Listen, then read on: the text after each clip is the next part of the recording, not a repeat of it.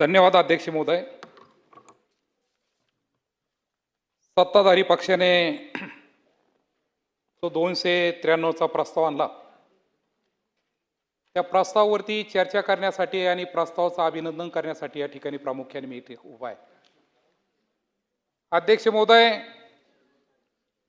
महाराष्ट्र राज्याचे आदरणीय मुख्यमंत्री फडणवीस साहेब, उपमुख्यमंत्री आमचे नेते एकनाथजी शिंदे साहेब आणि उपमुख्यमंत्री सुनेत्राताई पवार साहेब यांचं मी मतदारसंघाच्या वतीने मनापासून या ठिकाणी अभिनंदन करीन।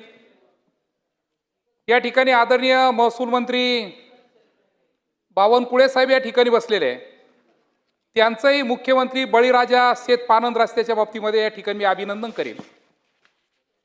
अध्यक्ष महोदय, AI फॉर ॲग्री 2026 या नवीन तंत्रज्ञानाचा वापर शेतीसाठी करण्याचा जो निर्णय घेतला, खऱ्या अर्थाने 2 दिवसापासून यावरती चर्चा होतीये आणि ग्रामीण भागाच्या शेतकऱ्यांच्या मध्ये एक आनंदाचं वातावरण त्या ठिकाणी निर्माण झालेलं आहे। एक नवीन तंत्रज्ञान शेतकऱ्यांसाठी या ठिकाणी या सरकारने आणलं, त्यामध्ये खऱ्या अर्थाने एक 2-3 गोष्टी फक्त मी या ठिकाणी एक सूचना म्हणून त्या ठिकाणी सांगणार आहे।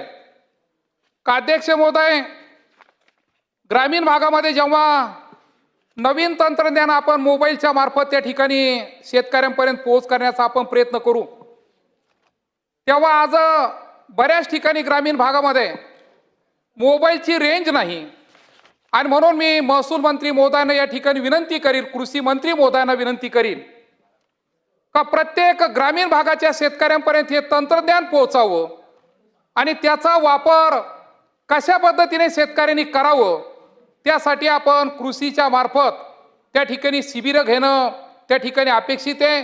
एवढी सूचना त्या ठिकाणी मी आपल्या मार्फत त्या ठिकाणी मी पोहोच करणार आहे। अध्यक्ष महोदय, बरेच ग्रामीण भागाचे शेतकरी आम्ही आमच्या भाषेमध्ये त्याला जुगाड म्हणतो का जुगाड नवीन नवीन प्रयोग त्या ठिकाणी करता आणि म्हणून मी महसूल मंत्री महोदयांना या ठिकाणी आपण हजर असल्यामुळे आपल्याला विनंती करीन का नवीन जे शेतकरी असं जुगाडाच्या मार्फत त्या ठिकाणी जे नवीन तंत्रज्ञान आणू पाहता, त्यांची एक कमिटी आपण खऱ्या अर्थाने या ठिकाणी तयार करणं अपेक्षित आहे आणि ह्या तंत्रज्ञानामध्ये आणखीन कशी भर घालता येईल त्याचाही प्रामुख्याने त्या ठिकाणी पाहण्याची गरज म्हणून आपल्या मार्फत त्या ठिकाणी विनंती करीन। अध्यक्ष महोदय, खऱ्या अर्थाने संपूर्ण महाराष्ट्रामध्ये आम्ही तरी आमच्या भागामध्ये पंजाबराव ढग साहेबाचं त्या ठिकाणी नाव घेतो, कारण पंजाबराव ढग साहेब काय म्हणता आणि त्यावरती उद्या शेतकऱ्यांनी काय करायचं आहे हे सुद्धा आपण त्या ठिकाणी पाहिलं पाहिजे आणि म्हणून त्यांच्यासारख्या माणसाला कमिटीमध्ये घेणं अपेक्षित आहे असं मी खऱ्या अर्थाने महसूल मंत्री महोदयांना त्या ठिकाणी विनंती करील। या ठिकाणी मुख्यमंत्री बळीराजा शेत पानंद रस्त्याची घोषणा नागपूरच्या हिवाळी अधिवेशनामध्ये केली। मी त्या ठिकाणी उल्लेख केला का महसूल मंत्री या मुख्यमंत्री बळीराजा पानंद रस्त्यामुळं मॅन ऑफ द मॅच ठरले असं मी नागपूरच्या अधिवेशनामध्ये खऱ्या अर्थाने त्या ठिकाणी उल्लेख केला होता। परंतु एक अत्यंत चांगली योजना आहे, प्रत्येक शेतकऱ्यांना आपल्या शेतापर्यंत आज प्रत्येक शेतकरी जर पाहिला तर पहिले पायी जायचा, परंतु आज 2 व्हीलर 4 व्हीलर त्याच्याशिवाय शेतकरी जात नाही। अक्षरशः मी असं सांगेल का शेतीमध्ये मजूर सुद्धा काम करायचं जर असेल तर शेतापर्यंत मजूरला सुद्धा आम्हाला 4 व्हीलरमध्ये पोहोच करण्याचं काम करावं लागतं। म्हणून अध्यक्ष महोदय, खूप चांगली योजना आहे, परंतु 1-2 सूचना फक्त मी त्या ठिकाणी बोलणार आहे का मी रुंदीच्या बाबतीमध्ये 2 तारखेला सर्व अधिकाऱ्यांची मीटिंग घेतली आणि त्या मीटिंगमध्ये जो रस्ता आपण मुख्यमंत्री पानंद रस्त्यामध्ये करणार आहे त्याचा खालचा भाग हा 9.10 असावं आणि त्याचा टॉप 5.5 मीटरचा असावं।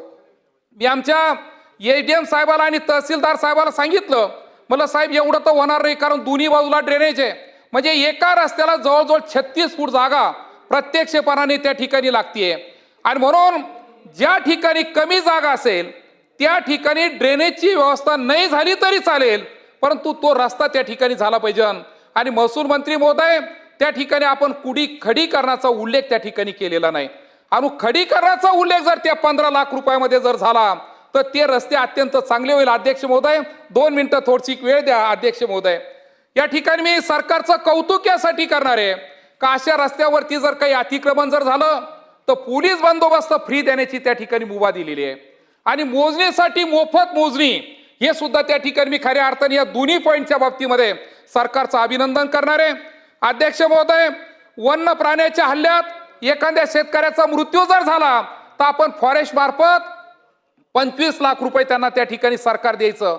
परंतु एक चांगला निर्णय घेतला का त्या कुटुंबातला ज्या शेतकऱ्याचा माणूस गेला त्या कुटुंबातला एक माणूस सरकारी नोकरीमध्ये त्या ठिकाणी जॉईन करावं.